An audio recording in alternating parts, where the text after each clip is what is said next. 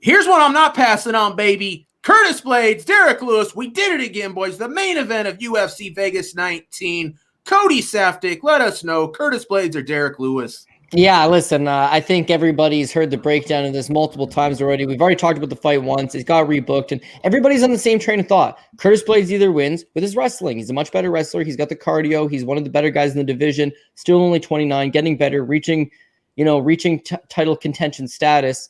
If he's going to win this fight, he's going to go down there. He's going to take down Derrick Lewis. He's going to smash on him. Lewis has been finished inside the distance all 5 of his fights in the UFC, like his 5 losses in the UFC. 4 times by knockout. Daniel Cormier just elected to submit him for whatever reason. But you just see where he's been taken down by 13 different opponents in the UFC. Takedown defense, 52%. Really scratch my head about the 48% that weren't able to get him down in that attempt. Like the guy's just got very poor takedown defense. Curtis Blaydes is absolutely going to expose that, and he's the kind of guy that can expose it for 25 minutes. Flip side to that, if you're a train of Derrick Lewis thought, he's gonna take this, or he's gonna not keep the fight standing necessarily. He will get taken down, but he'll get back up and he'll cause Curtis to work, and then he'll eventually land that big punch. I just don't see it happening. Derrick Lewis is not one of these standing KO guys. I know he's got the win over Volkov with the big KO, but generally speaking, he gets you to the ground. He tires you out, and he ground and pounds you. And he's got heavy ground and pound. Blaydes is going to be the one dictating where this fight takes place. As far as it goes standing, Blaydes has got advantages. He's got an 80-inch reach. He's got a very long, nasty jab, and I can see him just hitting Lewis and staying to the outside. Lewis has also got a ton of fights like the Travis Brown fight and obviously the Alexander Volkov fight where he looks awful the entire way through before landing that one shot. With Blaydes, it's like you can strike with this guy. People have struck with this guy. People can beat him straight. But like, why only do that? Why allow him his one little area of expertise, which is just nasty, tremendous power in his hands? So like, why play that game? Just get the takedown, take him down, rinse and repeat. At some point, he's going to get tired. At some point, his back's going to start getting hurt. At some point, his balls are going to start getting hot. And then at that point, Blaydes just takes him out to the TKO. That's honestly, truthfully, the pick I think you go with here. Blaydes straight up is a big favorite, right? He's parlay material, sure, but you wouldn't want to bet him straight up if he's the only pick on a straight up money line. So I think you got to chase that Blaydes inside the distance. Blaydes by TKO. And then specifically, I've got over 1.5 rounds. Like Blaydes doesn't usually knock out guys in the first round. He's more of a take you into that second and third round and just really tire you out. And then Derrick Lewis, same thing. Derrick Lewis doesn't show a whole lot of first round knockouts. He shows a lot of these late second, third round knockouts. So this is a 5-round fight. No reason to believe that Curtis Blaydes won't try to pace himself a little bit. I get the over 1.5 rounds, but I got like the under 3.5 rounds. Like it's going to end somewhere in that middle, 2-3 rounds. Where eventually Lewis is just going to get too tired, Blaydes being on top of him, and Blaydes is going to start connecting with some elbows and force some type of stoppage. So sign me up with Curtis Blaydes. It's a pick that I feel good in, and yeah, I mean it's a fun little main event. Good way to cap off the night. I'm so with you, Guru. Who you got? Yeah, man. I mean, I got to go with Curtis Blaydes, too. There's not going to be any surprise, I don't think, of any of our picks on this one. But, I mean, Derrick Lewis does scare me, man. I mean, he's most heavyweight knockouts or most knockouts in UFC history for a heavyweight.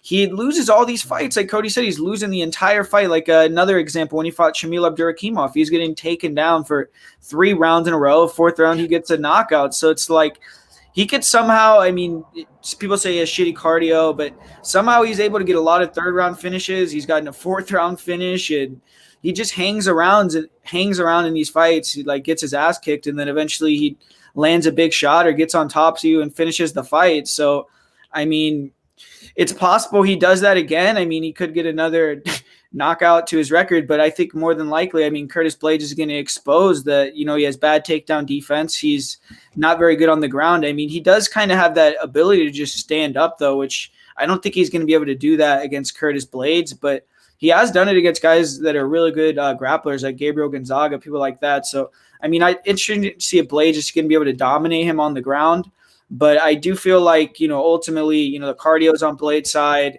Everything is on Blaydes' side pretty much. Even the technical striking, you can maybe argue that he's a better striker, but he has been hurt. I mean, Mark Hunt dropped him. He has gotten not finished twice by Francis Ngannou. He's gotten wobbled in certain fights. So, I mean, I think that the money line at Derrick Lewis has value at like almost plus 400, but I mean, it has to be Blaydes for me as the pick.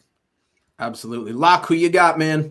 Yeah, one of the first cards that we actually broke down together was this fight when I first dropped onto the odds crew, and I took Lewis that night just because I'm like, I agree with everything you guys are saying, but I think he'd be able to use his fucking let's get up jujitsu and just knock him out at the end of the day. But the more you look at it, and I think what I was harping on a little bit too much was that Volkov fight for Blaydes, right? Where he's just looking so sucked out and tired in rounds 4 and rounds 5. And that's where I thought that Lewis would be able to, come forward and get up and really test the chin of Blaydes. But you got to give some credit to Volkov there, right? He was making him work. He was causing him to get tired. It's not like he was just laying there and the way that Lewis probably will until Lewis decides to, roll over to his tummy, put his hands down, put his knees down and get back to his feet.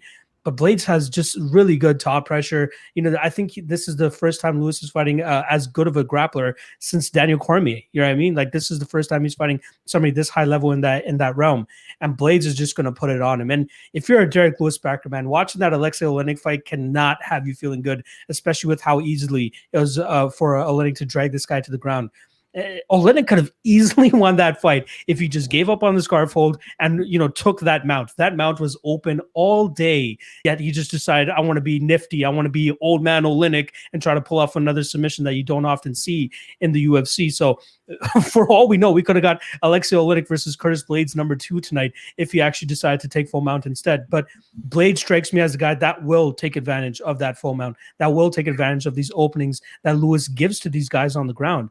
Blaydes is going to absolutely ragdoll this guy. I love the inside the distance. That's the line that I'm going to be hammering for this fight. That minus 167 is what I got. It's around minus 175, minus 180. Still think it holds a lot of value there. I just don't see Lewis surviving 25 minutes of this. And I don't see him making him work the way that Alexander Volkov made him work. Sure, he might get up if Blaydes doesn't get him out of there early. But I think he's going to throw his bombs. Blaydes is going to get out of the way and then trip him and take him down once again and rinse and repeat until he finds the finish. Now, the angle that I was trying to break down last night on the prop show was, why not sprinkle a little bit on that sub prop? Plus 900, plus 950. Why not? He's going to ragdoll him.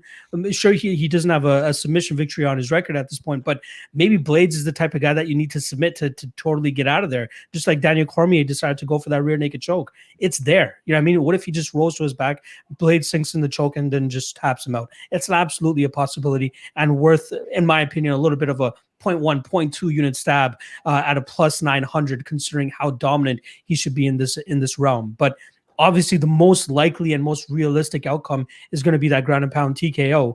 And that's how I think he gets it done. I think, second, maybe third round. But given how little of resistance you get from Derrick Lewis when he's off of his back, other than when he wants to get back to his feet, it's so concerning. And even for that over 1.5, man, it has me a little bit sketched out because it's up at minus 200 at this point in time. If Blaydes just passes that guard so easily, gets to full mount, starts raining down these elbows and these shots, that over 1.5 is going to be a hell of a sweat. So I'm going to stay away from that personally, but I'm taking Blaydes inside the distance. I think he takes us home relatively easily. First, second, or third round, just take him inside the distance. And yeah, that is definitely my lock of the night play for this card, as I believe that Blaydes will ragdoll him and get the finish early in this fight. That's a clean sweep, boys. I got Derrick Lewis inside the distance. It's Lewis. It's Derrick. Excuse me. It's Blaydes' fight to lose. Derrick Lewis is going to have to land that big KO shot. He just needs to avoid that early. Take him down, take him down, take him down. Derrick Lewis, he's got the just get the fuck up technique. I bet he fights his way up a few times, but at some point, I see him just breaking under the pressure. I see Blaydes using those elbows. If not, Derrick Lewis turning over. Blaydes taking his back and just raining down blows until the fight is over. Curtis Blaydes inside the distance. For me, take it to the bank.